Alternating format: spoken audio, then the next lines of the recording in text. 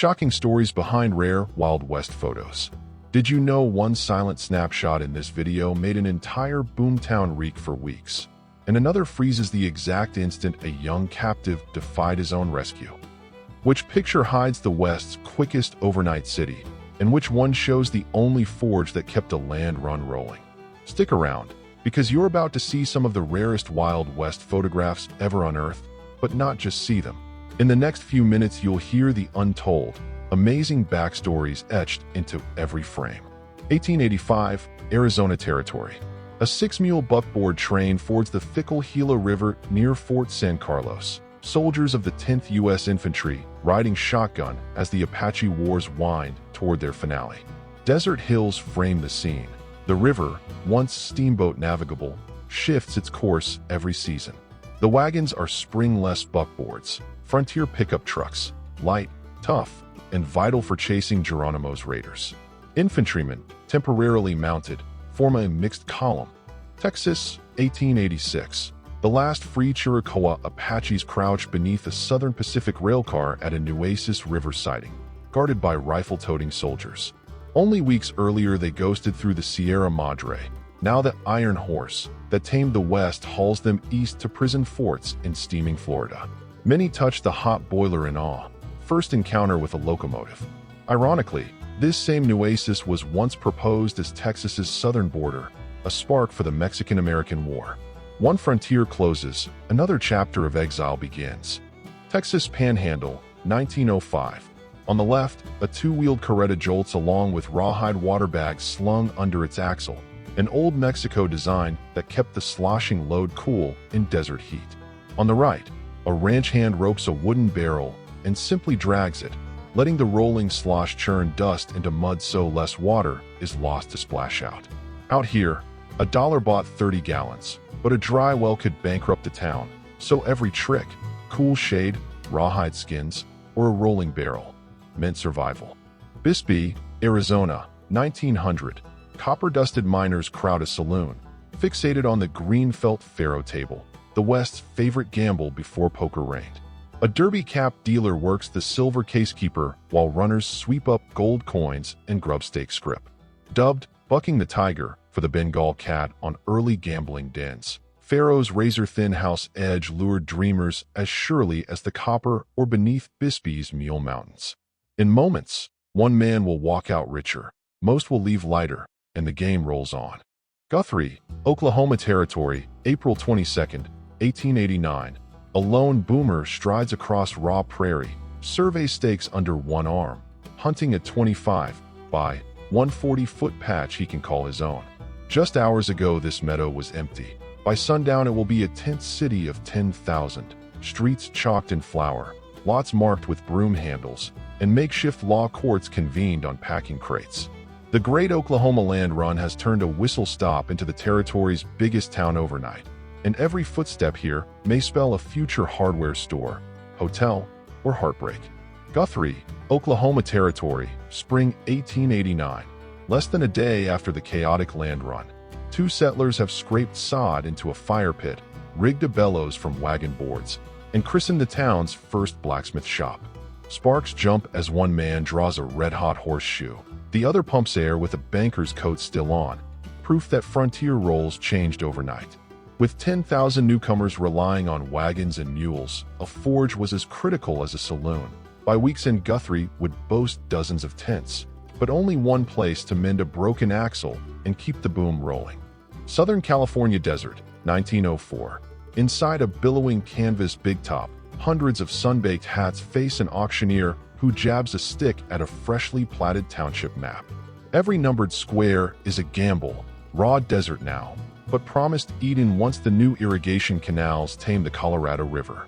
Homesteaders clutch tin cups and banknotes, bidding $1 an acre on faith that cantaloupes, cotton, or alfalfa will soon sprout where only creosote grows. Outside, wagon wheels creak and dust eddies. Yet beneath this tent the air is thick with green dreams. If the water comes, today's sandlots will be tomorrow's oasis farms. August 1872.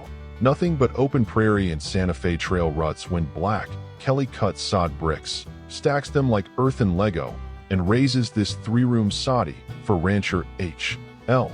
Sittler, the first roof on what will soon be Dodge City. Walls of buffalo grass roots keep summer heat out and winter wind at bay. Buffalo chips fuel the cook fire because trees are 50 miles away. Bare months later, the Santa Fe rails reach this spot. Cattle herds thunder in, and the quiet sod hut finds itself at the epicenter of the West's rowdiest boomtown. Arizona Territory, 1888. Under whispering ponderosa pines, John Doyle's log cabin hosts a backcountry casino. Ranch hands crowd a plank table, anteing silver pesos, calf contracts, even a colt or two, while a half-stripped freight wagon blocks the afternoon wind. Poker is still legal. Arizona won't ban it for another 20 years, so cards fill the lull between branding drives. Win or lose, the real prize is campfire legend, a hand good enough to echo through the canyon long after the chips are gone. Table Bluff, Humboldt County, 1889.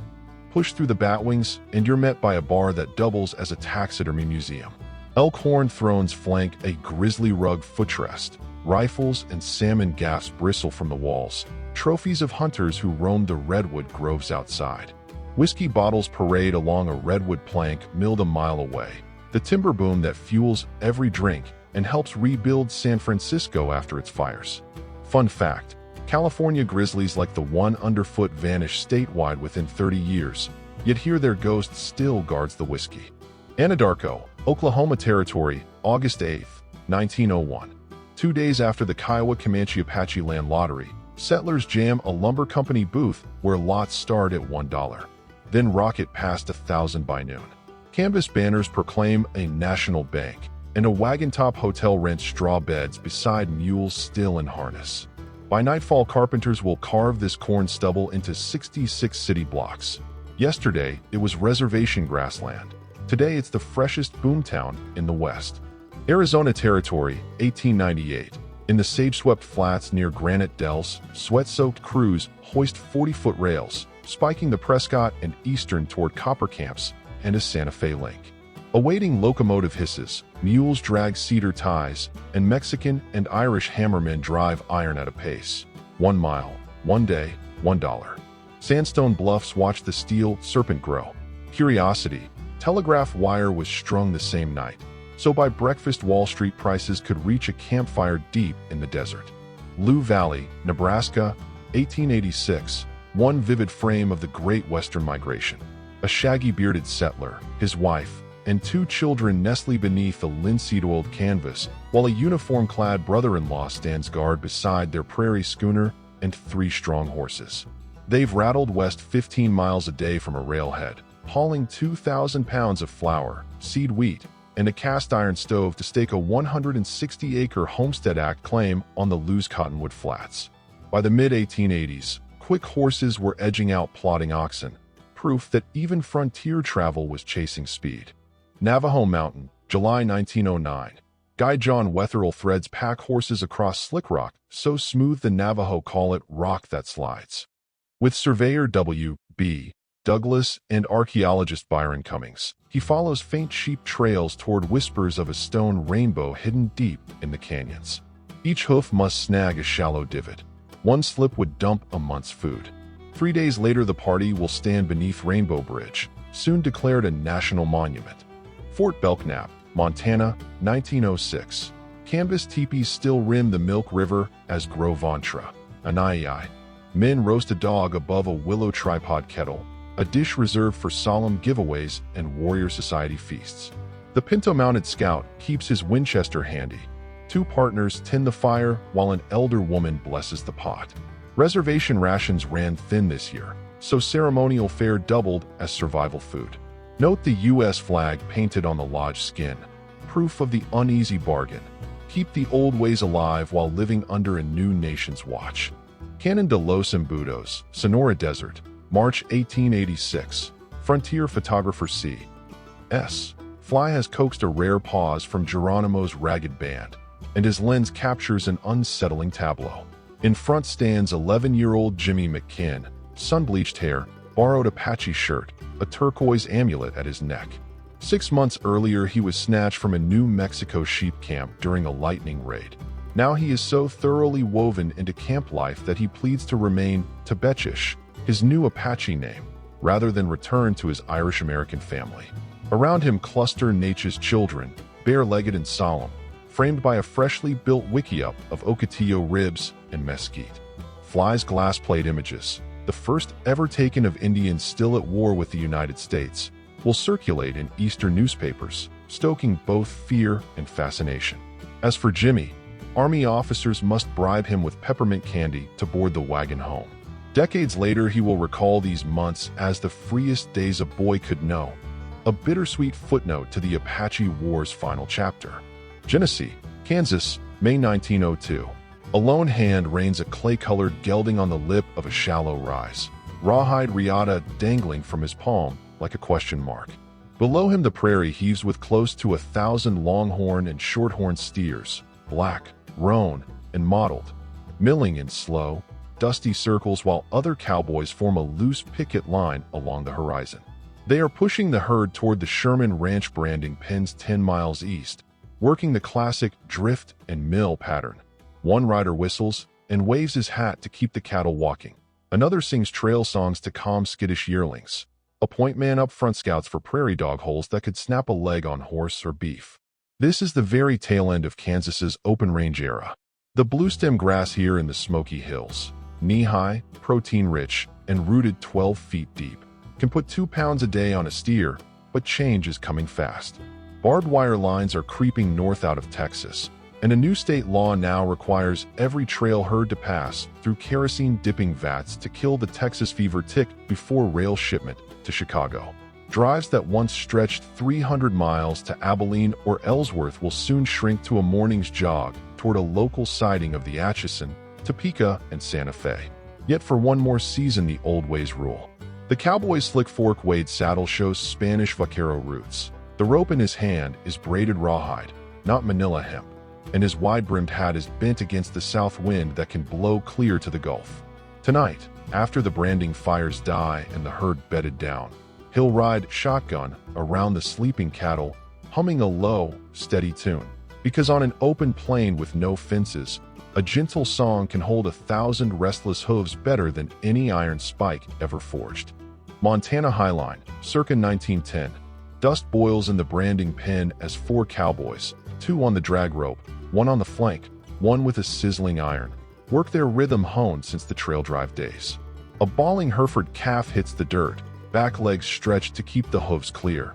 In 3 heartbeats the iron hisses the ranch's flying T into its hide, a whiff of burnt hair marking legal proof of ownership on a range still short of fence wire. The tin-roofed log barn behind them stores salt blocks and blackleg vaccine, new science that spares yearlings the deadly Clostridium plague. Each branded calf is worth $15 now. Fattened on summer bunch grass, it will fetch $40 by shipping time at the Great Northern Railhead. For these men, the job is half rodeo, half assembly line, and entirely survival. Winter comes hard north of the Missouri breaks, and a calf not claimed today may ride a blizzard south under some other man's iron. Dodge City, Kansas, 1878. Step into the hide yard that built this boomtown's bankroll. 40,000 buffalo robes lie stacked like sod blocks, a stinking ridge 6 feet high, a block long, crawling with beetles. Freight wagons rumble in from the Cimarron and Canadian kill grounds, their rims crusted red. Skinners pitch fresh pelts onto the pile and collect $3 cash, 10 back east once the Santa Fe rails haul them to tanneries. German bark tan will turn this mountain into factory belts, officer overcoats, even carriage tops. The smell is so foul hotel porters dust lime in the gutters. Gamblers complain it spoils good whiskey, and distant herds veer off at the scent. In 5 short seasons, the great southern buffalo herd crashes from millions to memory, exactly as Army brass hoped, because starving the bison starved Plains resistance. Dodge City gets rich, the prairie falls silent, and emptiness bought hide by hide. These images form a single, unflinching portrait of America's Miltown childhood at the turn of the 20th century. First, 5 apron-clad girls crowd a ragged doorway. Lewis Hines' 1912 caption reads, "Some of the children who go to school half a day." Morning lessons, afternoon loom work, the South's halftime, Compromise that let owners claim education while still pocketing tiny wages. Oil spots pebble their sleeves. Cotton lint clings to hair bows. And the oldest is perhaps 12. A second frame shows 3 friends on a dusty lane outside the Kosciuszko, Mississippi mills in 1913. They insist they're not the youngest, because the real littles pull night shifts no camera ever sees. Behind them rise identical company houses, rent docked straight from pay, reminders that losing a job meant losing a roof. The lone boy, cap tilted, stands hands in pockets before unpainted cabins. He's a doffer, sprinting the length of a spinning room to whip full bobbins off and slam empties on before thread tangles. 10 miles of concrete each shift, raw knuckles tucked behind his back as if to hide the proof. Finally, the duplicated doorway shot, a wider, softer print, underscores how these scenes repeated mill after mill, only the faces changed. Together, the photos represent the human cost stitched into every cheap cotton bolt that left southern loading docks. They fueled the outrage that birthed the first federal child labor law in 1916 and, 2 decades later, the Fair Labor Standards Act. Each stare into Hind's lens says the same thing. Childhood traded for coin, and reform purchased one heartbreaking snapshot at a time.